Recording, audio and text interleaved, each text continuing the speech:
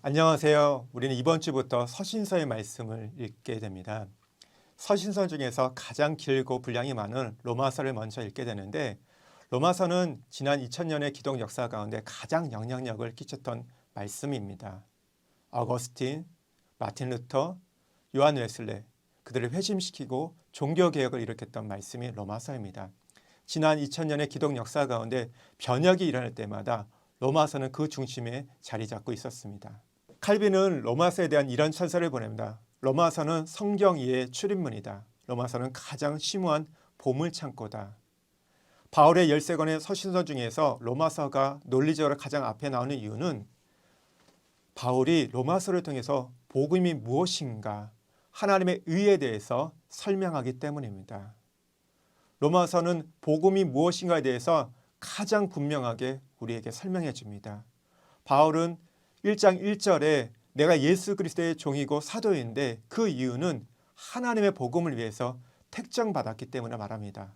그러면서 2절에 이 복음은 그 아들에 관하여 것이라고 말하고 있습니다. 오늘 복음의 내용을 말하는 것이죠.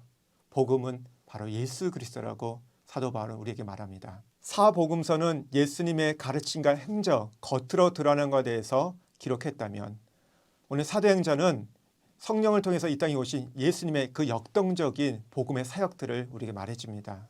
그리고 바울은 로마서를 통해서는 이 복음이 우리 안에 들어왔을 때 어떤 변화가 일어나는지를 우리에게 가르쳐줍니다.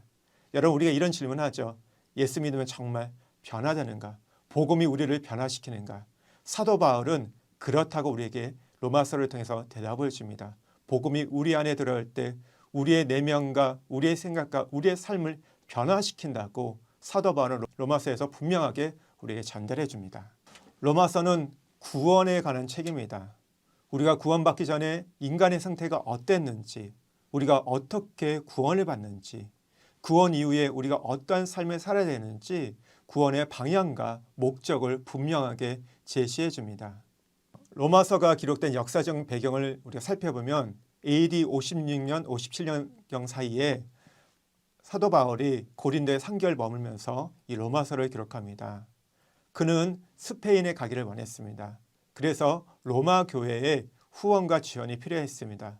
그래서 20년 동안 전했던 복음의 내용을 간결하게, 분명하게, 논리적으로 오늘 로마 교회에 보냅니다. 그러나 안타깝게도 사도 바울은 스페인에 가지 못합니다. 제수의 신분으로 로마 감옥에 갇히게 됩니다. 그러나 그 가운데 우리는 하나님의 놀라운 섭리를 발견하게 됩니다. 그가 꿈꿔왔던, 그가 원했던 스페인에 가지 못했지만 그가 기록했던 이 로마서를 통해서 유럽과 아시아와 전 열방 가운데 복음이 전해졌기 때문입니다. 로마서의 가장 핵심 구절을 우리가 살펴본다면 로마서 1장 16절에서 17절 말씀입니다. 사도 바울은 이렇게 말합니다. 내가 복음을 부끄러워하지 않는다. 이 복음은 우리를 구원하는 하나님의 능력이 된다. 오직 의인은 믿음으로 말미암아 살리라. 로마서의 가장 중요한 주제인 이신칭의, 이신득에 대해서 사도 바울은 말합니다. 로마서의 특징을 살펴보면 로마서는 구원에 관련된 중요한 진리를 우리에게 상세하게 가르쳐줍니다. 그리고 신학적인 용어들이 굉장히 많이 언급됩니다. 재, 은혜, 믿음, 육, 구원에 관련된 이 단어들이 많이 언급되는 것을 우리가 보게 되죠. 또한 그러면서 이 로마서에는 하나님의 경륜, 하나님의 놀라운 섭리가 이스라엘과 교회의 관계를 통해서 우리에게 말씀해 줍니다. 더불어서 이 로마서는 우리에게 실천적인 진리도 가르쳐 줍니다. 그리고 무엇보다 로마서는 2000년의 기독 역사 가운데 이단과 외부로부터 교회가 공격받을 때 그들의 그 논리를 방어할 수 있는 위대한 진리였습니다. 바울 서신을 보면 바울 서신은 크게 두 부분으로 나눠져 있는 것을 보게 됩니다. 첫 번째는 교리적인 내용을 전하고 그 이후에 실천적인 윤리적인 내용을 전하는데 로마서도 그와 같은 구분을 해볼 수 있습니다.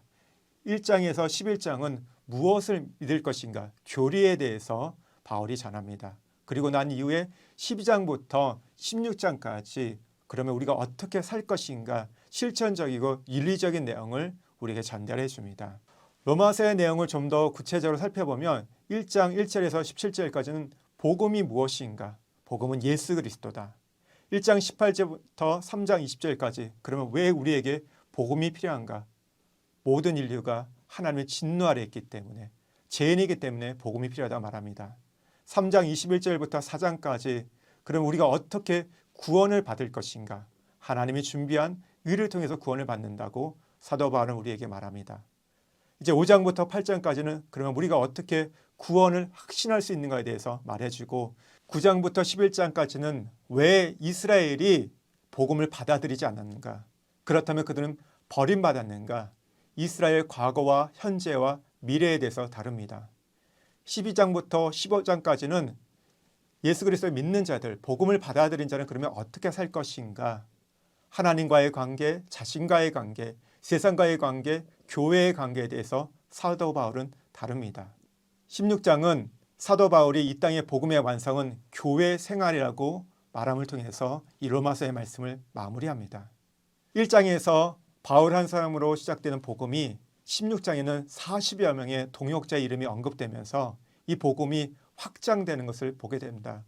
복음의 능력은 나 한 사람만 변화시키는 것이 아니라 우리의 가정과 공동체와 민족과 열방 변화시키는 능력입니다.